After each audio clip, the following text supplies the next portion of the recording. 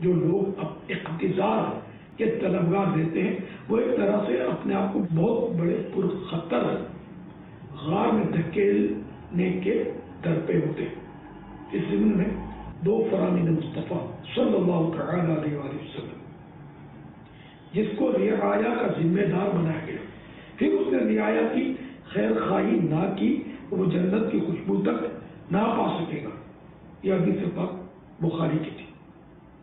دوسری حدیث پاک وہ بھی بخاری کی، فرمان مصطفیٰ صلی اللہ تعالی علیہ وآلہ وسلم تم سب نگہبان ہو اور ہر ایک سے اس کی رعایا یعنی ماتحتوں اور محکوم لوگوں کے بارے میں پوچھا جائے گا۔ جسے لوگوں پر امیر بنایا گیا وہ نگہبان ہے، اس سے ان کے بارے میں پوچھا جائے گا۔ مرد اپنے اہل خانہ پر نگہبان ہے، اس سے اہل خانہ کے بارے میں سوال کیا جائے گا۔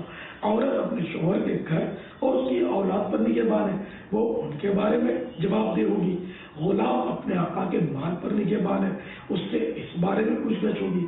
سن لو تم میں سے ہر ایک نگہبان ہے اور ہر ایک سے اس کی رعایا یعنی ماتحت اور محکوم لوگوں کے بارے میں پرسش یعنی پوچھ گچھ ہوگی۔ صلو علی النبی صلی اللہ تعالی علی